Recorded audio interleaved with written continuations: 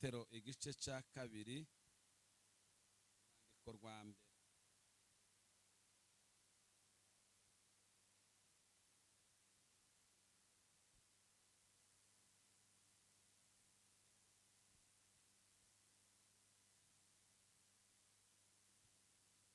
Urwandiko rwa mbere rwa Petero ni ibice bibiri, nanone naho turahera ku murongo wa mbere.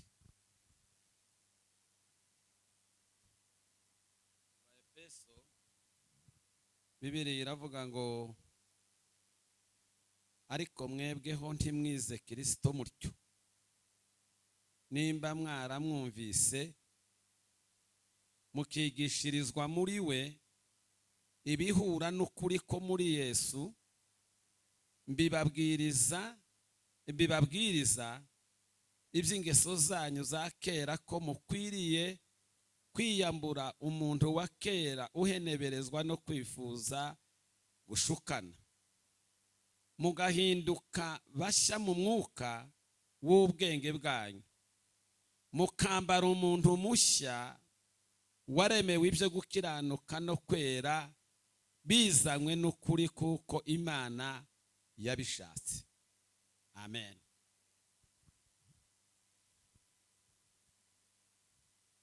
Mu rwandiko rwa mbere rwa Petero, nuko mwiyambura igomwa ryose n'uburiganya bwose n'uburyarya n'ishyari no gusebanya kose, mumere nk'impinja zivutse vuba, mwifuza amata y'umwuka adafunguye kugira ngo abakuze bageze ku gakiza. Nimba mwarasogongeye mukamenya yuko umwami wacu agira neza, nimumwegere, niwe ibuye rizima ryanzwe n'abantu ariko ku Mana ryaratoranijwe kandi ribi ry'igiciro cyinshi. Umurongo wa 5, namwe mwubakwe nk'amabuye mazima kugira ngo mube inzu y'umwuka n'ubwoko bw'abatambyi bwera bwo gutamba ibitambo by'umwuka bishimwa n'Imana ku bwa Yesu Kristo. Amen. Yesu ashimwe cyane. Turabwiriza turi babiri, ngira ngo sinzi nimba hari wabatanzi. Ngize iminsi muri iki gihugu tari iminsi nyinshi cyane, ariko kandi si mikeya ku mugenzi. Amazina yanje banita Rutimirwa Tito, ndi umupapa wubatse, ndi umupasitori, korera umurimo w'Imana hari i Kanombe muri Sefari, abantu bazi Kigali. Natumiwe n'itorero rya Elishadai, abaribo bampamagara. Navuye Kigali ku wa 3 nijoro ku isaa 7:30. Ndege zo kuza hano zari zarangiye, sanga hasigaye indege isubirana iriya muri Ethiopia, kuko iminsi yari yarangiye. Natangiraga inyigisho ku wa 5, ndabyemera nubwo nyine naciye kure, ariko ayo masaha twageze Ethiopia ni saa 11 z'ijoro, bwo yabuja guke. Tuhicara saa 4, nahavuye ni saa 5 mbona kugera hano. Twari twaraye nyine dusa n'abagenda, nta waryamye no kuva mu rugo. Nageze ku kibuga saa 5 cyahari i Kanombe, urumva ntabwo nari naryamye kuva ku mugoroba, nari mfite ibitosi byinshi. Ku wa 5 ntangira inyigisho, ku wa 6 mbonana n'abapasitori nyine bari iriya torero, naho twatangiye mu gitondo saa 2 duhaye tuganira tugeza ni saa 5. Nimugoroba saa 9 turabwiriza. Ku cyumweru mu gitondo na nimugoroba. Ku wa mbere batubwira amakuru kuko umukozi w'Imana David ni mukuru wacu muri famiye, ni umukozi w'Imana wakoreye Imana, yaratuye Amerika, bambarira ko yashaje. Tubanza kujya hari guhumurizanya kwa Mataratara, naho twarahicaye umwanya muto turasenga tuvuga ijambo, hanyuma ngenda Kitengera. Ngomare gushikiriye, ariko ngaruka ku wa 2 haboneka abantu bagize ibyago nari maze kuza nza mu kabiri baramfashe bati ndi woro ugenda mu kivuri hano ureke utubera umushyitsi garagaza kuvugana nabo nti sinza nkunda kwica gahunda barananira ndagenda dutanga ihumura aho hantu ejo turaza bati hano hari ikiriyo nyine gacyamuzeye witavye bati tuzagira ikanisa ni wewe mwabanye ni wewe mwagendanye ni wewe ufite ubuhamya butoya ugerageza kuvuga ndaza ndabwiriza hano haruguru ngo nsoke hari nko masaha 9 tuja kwa Semuhanuka ngo baza batangira bwije cyane sinziriya gahunda nimba bayihorana indirimbo zikabanishi ijambo rikagira umwanya mutoya noneho mpava nijoro kabana nifite ubundi butumira hari hepfo kwitorero bampamagaye tuvugana nabo turi mu Rwanda n'abakristo twabanye twakoranye baravuga bate twateguje igiterane ariko bagashaka nko kuba ngo nabadamu bagashaka nko kubasuzugura sinzi igituma baza babasuzugura kandi ari mwe mwababyaye icyo kintu nzakibaza abapasiteri bari kwambara ngo yengo hariya ngo ugomba kuja kwitorero ngo uhamagawe n'abapastori toya twaravuganye nabo nkiri Kigali ndabemerera singomba kwica iyo gahunda maze gushika nsanga umukutano bene wa wundi wiwacu twaraye dutaramye nijoro tugira ikanisa tugeza saa 8 icyo bahereza namwe ngo mubane nabo bavyeyi bamwe bavuye za Kasarani abandi bavano abandi ariko bacu hari abakecuru bafite impano bararirimbye nijoro Yesu cyubahiro Bwana asifiwe sana Yesu ashimwe cyane turabwirije dusoje gutya bakamfata ikote hano kanga kwica gahunda twavuganye natekereza ise abavandimwe ko mubaye benshi nta batari abavandimwe ariko mutekereze kuva uwo munsi nta munsi ndareka kuvuga iri joro kabaye akarusho twataramye tugeza saa 8 turagenda urumva bwari bukeye mu gitondo aho naraye nabyuse saa 2 noneho gaboga bari mwihudumaga nyine n'umukutano bafite icyumba hari hepfo kinini kirimo abantu bogera nko ku 50 abantu baraza mu gitondo tugira ibiganiro turasenga abantu bazana ibyifuzo tuhavuye gutya dutandukanye nabo twinjira mu rusengero amen ndashima Imana rero yagunye kunshoboza muri ubwo buryo Imana irandinda ndacyari muzima reka tuganire ijambo ry'Imana umwanya mutoya turarushya by'ukuri umubiri umuntu azawukoresha ariko ukaruha nyine ukumva warushye ariko nubundi nuko nyine ari Imana sinaza mvuga ngo simbasha kuvuga amen ariko rero uko kw'Imana dushoboza kose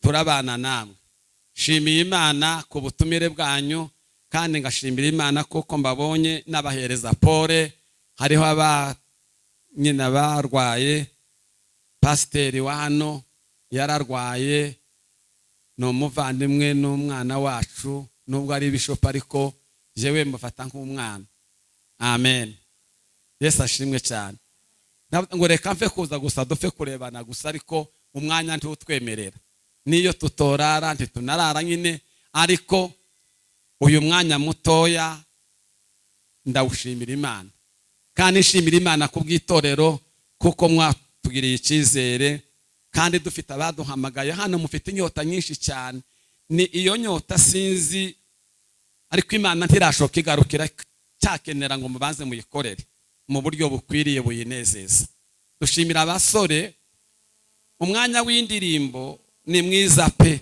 kandi mufite impano rwose muzagende Imana ibacira inzira muze kuziririmbira hano gusa hano muri Kenya muzoze kuziririmbira no mu mahanga maze babone imbuto zo muri Afrika uko bimeze amen hanyuma muzabone kugaruka mutahe muri gakondo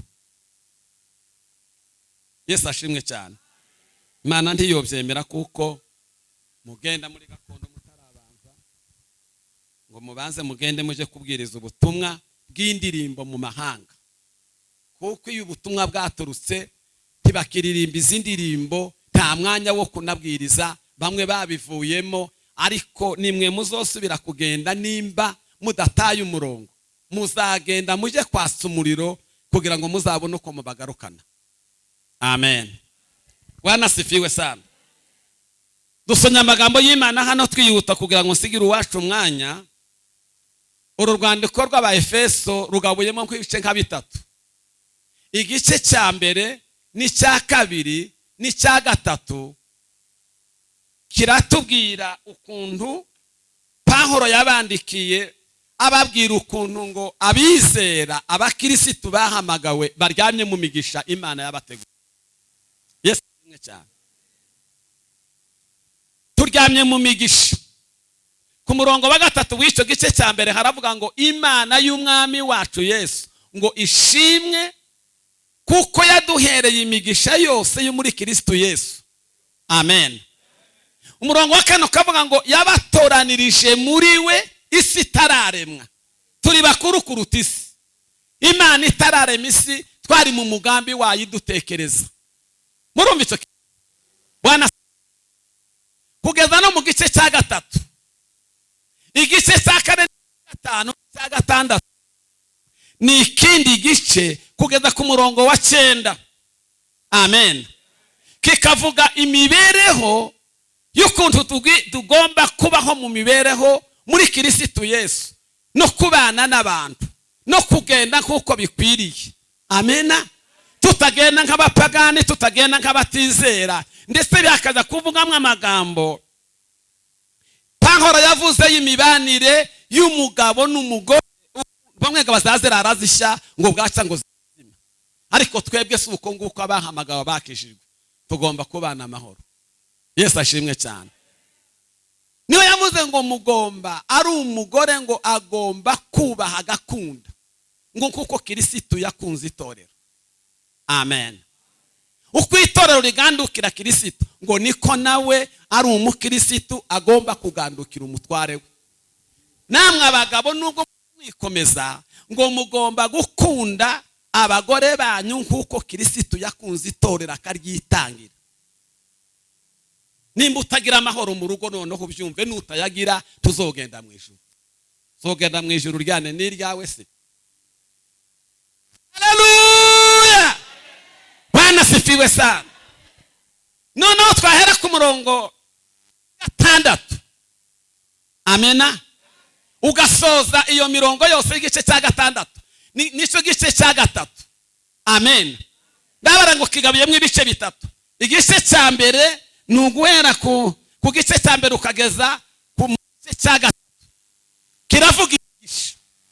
Kuvuga amahoro n'iby'Imana yadukoreye muri Kristo Yesu. Amen. Icya kabiri kikavuga imibereho yacu ukuntu tugomba kubaho. Amena. Dukorera Kristo Yesu kuko bamwe bavuga ibyo badakora bakagenda uko Imana idashaka. Ibyo bintu bibansa abantu, kandi hano hanze hari w'imbaraga zitangaje gusa ikintu kikazineshereza umuntu nukuba mu mbaraga z'umwuka wera. Amen. Hari rero ku murongo wa 10 hakavuga ukuntu umukristo agomba kwambara intwaro zose z'Imana atabuze nimwe, hanyuma akinjira mu rugamba akarwana, urwana uzanesha kugira ngo uzabone kugororerwa. Amen. Niho yababwiye ngo ibisigaye bene data mukomerere mu mwami no mu mbaraga z'ubushobozi bwiwe bwinshi ngo mwambaro zose z'Imana kugira ngo muzabashe gukomera ku munsi mubi, kuko abo turwana n'abatware bategeka isi y'umwijima n'imyuka mibi y'ahantu. Kandi iyo myuka ikorera hariya kuko Satani agira amayene wabiri ayaza akoreramo. Azakorera hano kuzimu, agakorera na hariya mu kirere. Amen. Ariko nubwo bimeze bityo, Bwana asifiwe sana. Mu gice cya mbere umurongo wa 17 hari amagambo azanezeza y'uru rwandiko rw'Abaefeso. Amen. Yaravuze ngo amaso y'imitima yanyu ngo agomba guhweza ngo mugahumuka mukamenya ibyo mwiringizwa niyabahamagaye, ngo mukamenya n'ubutunzi bw'ubwiza bw'ibyizaragabera, ngo mukamenya n'ubwinshi bw'imbaraga ngo izo yakoreye muri Kristo Yesu ubwo yamuzuraga, izo ngo iziha twebwe abizeye. Ako karongo izi zihereza abande, izi zihereza abantu bizeye, ntizi ziha abanebwe, abantu badakunda, abantu izi ziha bizeye. Tuzamurire Imana yacu icyubahiro. Izi simba kuko nayizeye, kuko ukunda, kuko wizeye. Hariho bivuga ngo hariho abatizeye, ntingo nyene havuze izo mbaraga ngo izi zihereza abizeye. Mana yake bivuga ngo hariho abatizeye, kandi nyine barahari koko. Ndabeshe ntibahari peste uwo bakatindana namwe we. Havuze ngo ariko mwebweho ndimwize Kristo mutyo,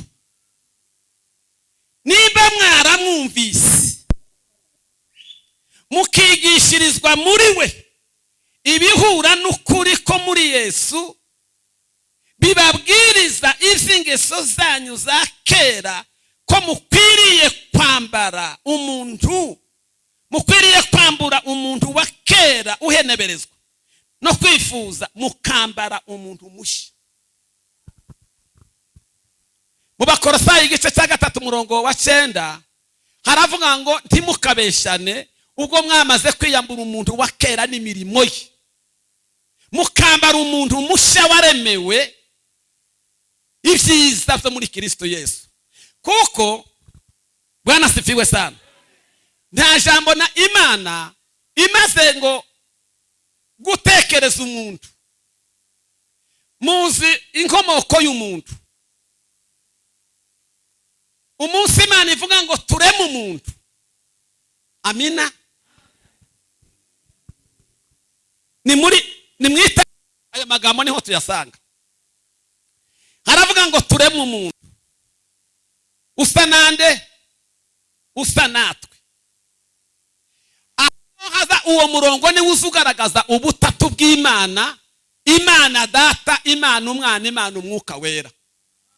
Kuko itavuze ngo reka ndeme umuntu, ako karongo kavuga ngo tureme umuntu, Imana yake bigaragaza ngo niwe n'Umwana n'Umwuka Wera mu butatu bw'Imana. Aho niho haza hagaragaza ubutatu bw'Imana. None ngo imara kumurema imushyira mu ngobyi ya Edeni, ko ndi abari imushyira mu mudendezo, mu mahoro. Edeni, ako kajambo Edeni rirasobanurwa ngo ni ahantu hatekanye. Yari atuje, Adamu yari muri Edeni atuje, amerewe neza, asa n'Imana, areba nk'Imana, agatekereza nk'Imana. Nicyo gituma Imana yazaga imukendera ikamusanga, bakaganira. Imana amara gusoza umwanya yagenye, kuko ngana yagiye kwisanga, iyisanga ari Imana. Kandi Imana kugira ngo itekereze, kugira ngo imenye uko isa, ni mugihe batekerezaga mu butatu kama ngo reka tureme umuntu. Amen. Yesu ashimwe cyane. Noneho ga buke Adamu Satani irishari, kandi izi kuko sinohakikisha neza no hamya neza, Imana yari izi kuko Satani azosha Eve agacumura. Noneho rwa rukundo Imana yaremye umuntu, yaremeye umuntu, Adamu amaze gucumura, Imana itora bwa buzima bwari muri Adamu wa mbere ibushyira mu mwana wayikunda. Aleluya. Iravuga ngo subi inyuma mu isezerano rya kera, biravuga ngo Imana yazaga ivuganira n'abantu ngo akanwa n'akandi bakaganira, igahamagara ba Mose, igahamagara ba bose n'abandi barabose mu isezerano rya kera, ikabahamagara bakaganira. Ariko ngo umuntu amaze gucumura, Imana ishyiraho umugambi wo kuvuga ngo nzongera gusabana n'umuntu, tuganire n'umuntu mu kanwa k'umwana wanje nkunda. Nicyo gituma wa munsi Yesu avuye asanze Yohana ngo namubatize, ngo akiva mu mazi gutya muri Yorodani, umwuka araza amugwaho. Amaze kumujyaho ngo ijwi rivugira mu ijuru riti dore nguyu mwana wanje nkunda nkamwishimira mu mwumvire. Duhe Yesu icyubahiro. Yesu ashimwe cyane. Nguyu mwana wanje nkunda mu mwishimire. Ariko icyo gihe Yesu ashimwe cyane. Imana ibitangiye gusabana n'abantu mu mwana wayo. N'ubu ngubu yo dukora imirimo dukora. Amina. Tahandi Imana irebera muri Kristo Yesu. Amasengesho dusenga tahandi Imana isi yarebera kugira ngo yumve amasengesho hanyuma isubize, kuko amasengesho haza hasabaga umuntu gushonje, umuntu ugize icyakenye. Niyo mpamvu izituma muza musenga. Suko se n'ubu ngubu mufite ibyifuzo ibihumbi n'ibihumbi mu byewe. Mufite ibyifuzo byinshi ko ndabibona. Uwo bakatindana namwe hano abayumbe bakaza nuko basanga mukababwira ngo ngaho ni mudusengere. Ibyifuzo mufite ni byinshi, ariko reka mbabarire ngo hari ubisubiza. Je mbwira ariko hari ufite ibisubizo byanyu arabifite. Kandi ntukazorambirwa isezerano ngo rikurambire ngo wumve wacise intege ngo njewe Imana ntizinu. Yako Imana ntizikumva. Tikube kutizera kwawe. Imana yoreka ko kumva izi kureba. Imana yabwiye Dawudi ngo Dawudi we ntukaza wirushye, ngo ntukazugorwa no kuguma kuvuga ngo ijambo ritaragera ku isonga ry'ururimi ngo mba namaze kubimenya icyo ushaka kumbwira, ngo kuko nkugose inyuma n'imbere. Uzugenda tukaba turi kumwe, wicara tukaba turi kumwe, ngo warema tukaba turi kumwe. Uzosome Zaburi ya 17. Iyo Zaburi sinezeza iravuga ngo naragutase, ngo warantase Mana urantata. Muzi gutata? Asifiwe Yesu. Ngo warantase urantata, undata kumanywa undata na nijoro, ngo ntiwambona namwe umugambi mubi. Tuzamurire Imana icyubahiro we. Bwana asifiwe sana. Ese uzi ko Imana izi gutata? Nigeze kubwira abantu bari barananiwe no kwizera, mbivuge gutyo ntibitsindwa pi. Bari barananiwe no kwizera, bananirwa no kwizera, baca mu ngeso, bararuha badakuragura ibigirwamana. Iyo babikuye turabizi, umwuka arabiduhishurira. Iyo bazaga bajya kubigura, iyo bazaga bajya kubizana, baraza umunsi umwe ndabara ngo ese muzamugira ngo kujya muzamugenda nijoro mugatona ngo ijisho ry'Imana ntihari babona. Mwebwe mubikorera mu mwijima w'icura burindi, mukagira ngo none ngo Imana ntihayi babona. Imana izibabona. Ngo buce muri 87 ndikaze abantu nari mfite umwana urwaye ku bitaro. Imana yama yohereza umuyumbe umunyamoko avuye ikindu, yari umupasiteri yitwaga ngo Niremberembe, wuzuye umwuka wera w'Imana. Aye wewe araza arabivuga. Sinari namuhaye ruswa, nta kintu nari namuhaye, nukuri kose yamavuga ngo aje kubwira abashi. Nta ntambara yigeze kuba ibushi igihe cya Murere. Ahandi hose Murere yarabaye, ariko ikaziba ntihabaye Murere. Noneho bukeye gabajaga mu bintu, baja mu bigirwamana, baja mu bintu bibabaza Imana. Imana ya kubwira bikaziba ngo nibatihana ngo bave mu byo bagiyemo, ngo izahacisha umuyaga w'agashururu k'intambara. Atabashi aya maduka yose azashira, atagahayo kazabashira. Muzi pigo ry'Imana nimba yarabikoze igihe cya Sodoma na Gomora n'ahandi yarabikoze. Sinshuru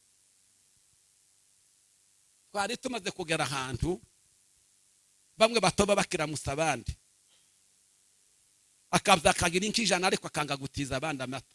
Igifu cya kamere. Imana igira ubwenge. Imana ikabivuga, Imana ikabivuga, ikabitwereka. Imana itubabarire. Uwo mugabo yamavuga ngo muri 87 iravuga ngo abantu bazabava mu misozi, ngo ntaya mihini mwazaga muhura, ya mihini mwazaga muhurisha ibigori, mwamara mugasiga mwazaga mudakwishingura mu mazu, mukaza kwibika amazu, mwazaga musiga mwamara guhura n'umuruho mugasiga mukaburira nyine haga mu maruri. Se mwazaga musamitaye kujya mwazaga mwamo basigiye indege bagenderaho. Na ibifayo ngo by'indege, indege kwaririra najemwo.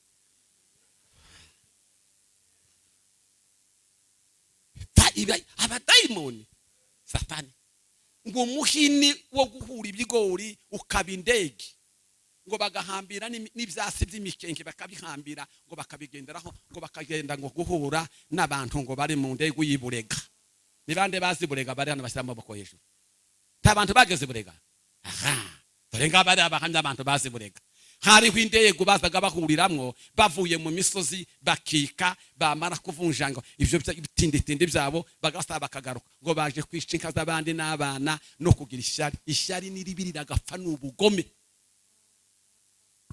Iyo utakijijwe ngo ukizwe neza hari ugukizwa nabi madamu pasteur, hari ugukizwa neza hakaba no gukizwa nabi, kandi ishyano ni ugukizwa nabi. Ndashimira Kristo Yesu niko Pawulo yandikiye Timoteyo mu gice cya mbere ku murongo ni baruwa 12 ngo ndashimira Kristo Yesu wambashishije ngo kuko yantekereje ko ndi uwo kwizerwa ngo akangabira umurimo we. Amena.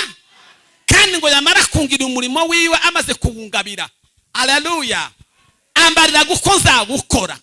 Nimba mbwiriza ubutumwa bwa Kristo none shikije imyaka 70, amena, Imana izuko nabuvuze, isi nuko nza mbukoresha. Yesu cyubahiro, Bwana asifiwe sana. Yo, haleluya. Ariko twebweho ntitwize Kristo gutyo, ntitwamwize gutyo, oyaye twaramurishuriwe tumuvuga uko yatwiyerese, uko twamubonye, uko twamwakiriye, aba ariko tumuvuga. Hari umuntu umwe twigeze gushwana hari mu Rwanda arampamagara ati pastor, ati nahamagaye umuntu umwe narwajije umwana, none ngo mpamagara umuntu umwe nzi kuko ari umwizerwa ari umusenzi azavugwa, atarambarira ngo ntiyobasha kuvuza. Ati ndamubwira ngo ndakoherereza tiki, hari ahantu ho kugenderwa 1000, ngo aje kumusubiza ngo aramubwira ngo yaye ngo keretse nguzane 20,000 ngo mbanze sigire madamu. Ayi Imana we,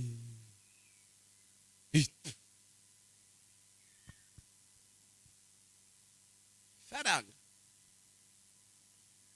Ndashimira Kristo wambashije akangabira umurimo we,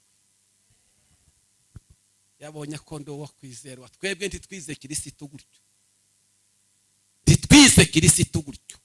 Mwaba Kristo mwe bahaye baja mu ijuru, mureke tugende kuko bikwiriye abo mwami tuzatumunezeza muri byose, kandi tuzatwunguka kumenya Imana, tureke kunguka ubwenge bw'isi. Satani yazanye isa yinjiza mu itorero, nico gituma n'ubu ngubu dufite intambara mu matorero, dufite intambara zitoroshye keretse gusenga Imana yonyine gusa. Havuze hara muri Petero soza, havuze ngo nuko mwiyambura igomwa, mwiyambura ishyari, mwiyambura ibinyoma, mwiyambura ingeso mbi. Amena. Hanyuma nimumara kwiyambura biriya, aho hariho amagambo navugaga, ariko hepfo havuze ngo mumere nk'impinja zivutse vuba. Amina. Mwifuza amata y'umwuka adafunguye kugira ngo abakuze abageze mu gakiza.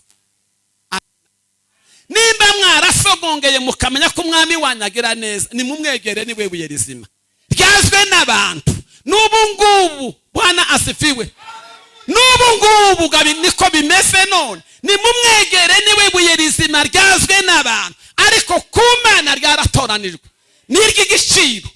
Hepfo gakarango gasoza karavuga ngo namwe uwo ni wewe ni jewe, kuko hariho amabuye atari amabuye atagomba kubaka, ariko namwe mwubaka nk'amabuye mazima, kugira ngo mube inzu y'umwuka n'ubwoko bw'abatanzi bwo gutamba ibitambo by'umwuka. Tuzamurira Imana icyubahiro. Yesu ashimwe cyane. Aho tugeze ko turitegura kuja mu ijuru.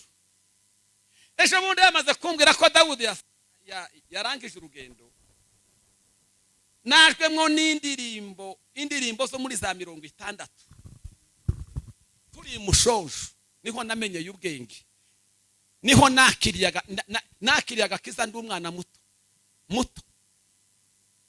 kandi nubiza nicara na madamu twashakanye aracyahari kamubwira ngo uzatanga ubundi randevu ni mwisho urumva wa mwana w'umukobwa we utanga randevu ni mwijuru kandi nani sizagira ubwoba bwawe kandi nawe nuntanga uzabimenye neza uzaryame muri paradizo nta bwoba ufite bwanje ngo ndagutera ubwoba ngo nzosigara ngenda ukuntu oyaye haleluya icyo namenye narakimenye icyo ntamenye nyine kirakagenda gityo ariko icyo namenye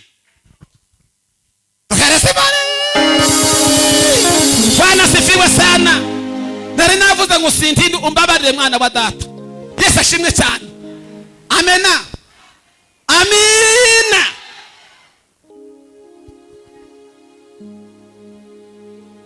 kiswa tuzaja mu ijuru nubwo musogenda muri Amerika abandi bakaza muri za Australia bakaza muri za Canada kandi murayo muri bugende niko nabivuze hose narabivuze twasenze Imana hariya iratubwira muri mu ntambara z'amato na hari nabivuze sinabivuze kuvuga uko Imana Yesu ashimwe cyane reba ngo nubwo hari ubwoba ngo ariko ngo nije guzukura ku cyavu kicazanya n'ibikoma ngoma ngo nije guza wimika kandi nkimura tamutwara uriho kubwiwe amen tamutware butava ku Mana Imana yamitubwira izina ry'uriya musore yamitubwira izina ry'uriya musore yamivuga iratubwira neza n'ukuri kose abahafite kwa ko dusengana uwo munsi hari ku wa kabiri tugira umunsi wa kabiri twadusenga Imana wa kabiri twawuhaye Imana nabira bibazo zose birira mu misozi byose turabizi uko bihaye bigenda gutya mfite karendereya amen iri hano ndayifite nzanigendana kayirarana Yesu ashimwe cyane haleluya we kugeza mu kwezi kwa mbere kwa kabiri kwa gatatu guhera muri aya mezi aya nyine dufite aya ngaya turi mu kwezi kwa 9 kugeza kuri nowe ni mu kwezi kwa mbere no kwa kabiri no kwa gatatu hazaba hamaze kugenda abantu nusigara ntukagira ishyari icyo ngusabye nimba uri umukirisitu ntukagira ishyari ngo bagenzi bawe bagusize ngo bagiye hari nabogenda bagatanga bagize imyaka myinshi ariko ntukagira ishyari urabigira se none nurigira se none uzabikorera ahubwo kwiza nuko nanone wo utuza ugasenga Imana nawe ikazagucira inzira ubundi kandi hari abatazogenda bazakutya umwanya ushike bazamuke basubire muri gakondo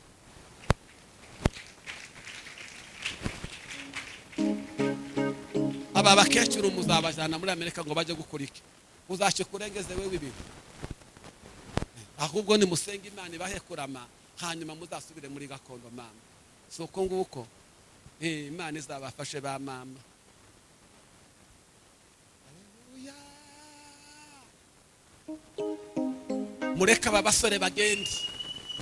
babasore bagende mubareke bagende nanje nzambasengera nubwo ndi mu Rwanda nzambasengera aho Imana ni impereza visa huririra hari Kanombe zagusanga muri Amerika si wowe uzonakira sha simwe muzonakira muzomerwa nabi nonoga mu ntambagizega mvuga ubutumwa muri za Australia hanyuma subire kandi mu ndihira indege ngire gutya nurire ngene subire wacu muri gakondo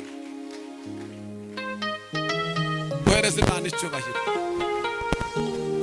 Imana idufashe zoje titwize kirisitu gutyo twize kirisitu amena twahishuri turakizwa neza hari ibintu biri mu gukorwa mu matorero bikina biki nimba uri umusore warahawe impano yo kuririmba reka nkubwire kuko Satani atazarwanya iyo mpano wahawe yo kuririmba Satani azarwanya amagambo ari muri iyo ndirimbo iki hayivuga muranumvise nimba uri protokoli Imana ntizirwanya iriya mpano wahawe y'uprotokoli izirwanya Bwana asifiwe izirwanya icyo tuma ukora ibyiza ugashimwa nimba uri umuvugabutumwa amena Yesu ashimwe cyane ntizirwanya impano kuvuga ubutumwa izirwanya icyo ubutumwa buhaye buvuga ngo ndabishurirwa ntabimenya ngo mbimenye n'ikizirwanya ariko musenga Imana hari ahantu hari imbaraga Imana yaduhaye ihaye iteko kwambika bera zivuga mu n'ahandi utekereze igihe Imana igihamagaye Isirayeli yisohora yikura muri Egiputa Yoshua na Kalebu ngo nibo bantu gusa ngo bageze muri Kanani iyo yari yaravuze ariko Kalebu bamaze gushika Yoshua ngo ntiyamuhereza umugabane wiwe nibwo bwamusangaga ramwe agatese Yoshua tuzi kuko kuva tukiri mu butayu bw'Ikadeshi Barineya titwagiye gutata mfite imyaka 45 none namara kugira tugasa tukagenda urugendo abacu bamara bose kurangira bose ari usigaye nawe none kabashikije imyaka 45 ngifite zambaraga natabarana ngatabarukana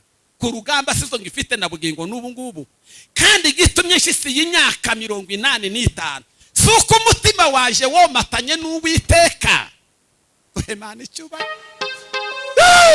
Bwana asifiwe suko umutima waje womatanye ni mwomatane na Kristo niwe Imana yaduhaye nk'impano umenye